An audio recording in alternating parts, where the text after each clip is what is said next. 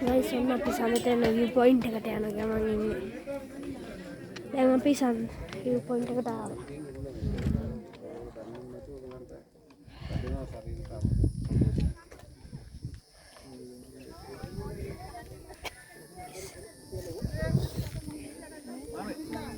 වැඩි දෙයක් පේන්නේ නැහැ.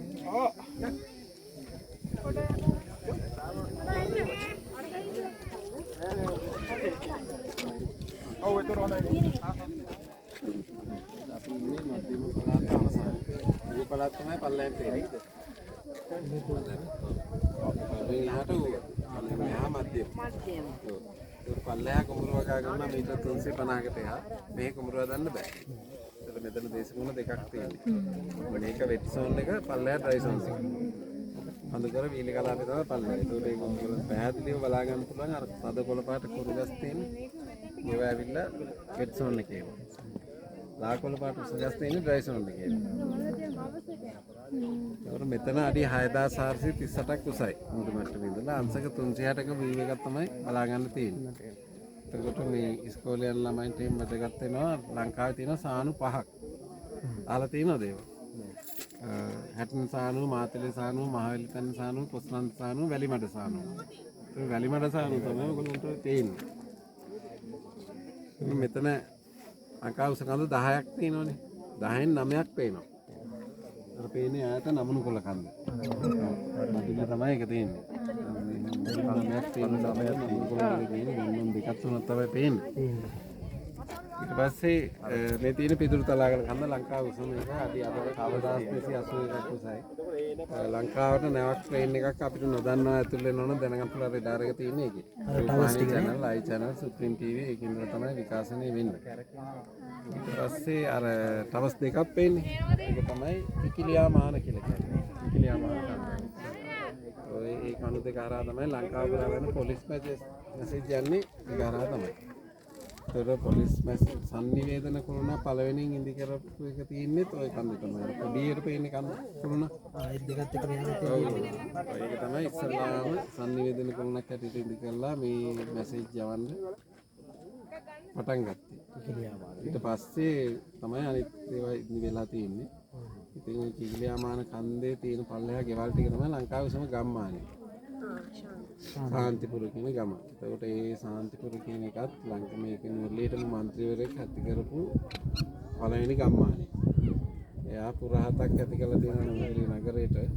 ඒකෙන් පළවෙනි පුරේ තමයි සාන්තිපුරේ කියලා කියන්නේ. යාගේ නමගේ නම සාන්තිපුර. ඉතින් සාන්තිපුර කියලා ඒකට දාලා තියෙනවා.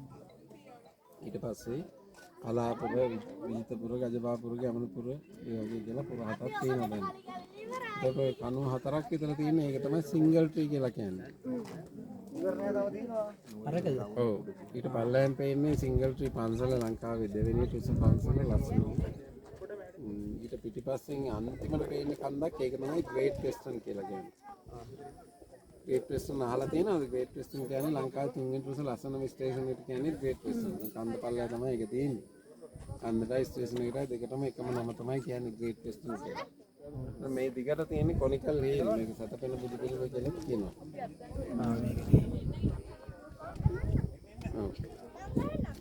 ඕකේ කෙරවලට තමයි සිරිපාද කන්ද වැහිලා තියෙන්නේ අපිට පේන්නේ නැත්තේ ඒ කන්ද විතරයි මෙතනට. ඒකට කිරිකල් පොත්තයි තොටුපොළ කන්දයි අද පේන්නේ අර වලාකුළු තියෙන නිසා. මෙතන තියෙන්නේ හක්කල කන්ද. හක්කල කන්ද එක තමයි පල්ලෙහාට දාන්නේ. සමාජයේ කොළපාට වහලක් පේන්නේ. ඒක තමයි හක්කල ගාඩන් එක.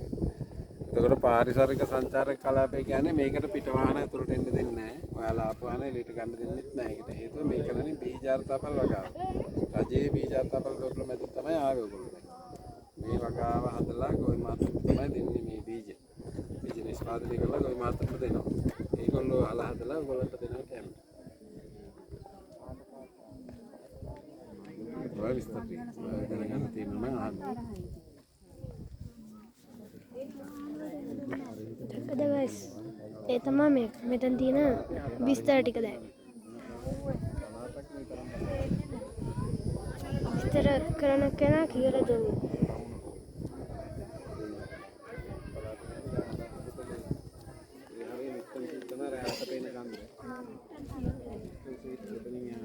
මොකද හග්ගල කන්දර අතෙන් අතන කෙරවයි දිස්ත්‍රික්ක පහක් පේනවා. අපතල දිස්ත්‍රික්කය ඊට පස්සේ මණ්ඩාරම. ඊයා ඊට පස්සේ මෙතන අර වැඩි මත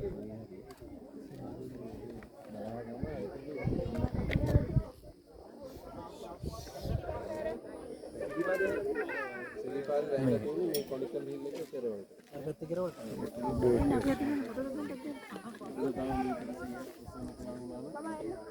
සිලිපාද වැහිලා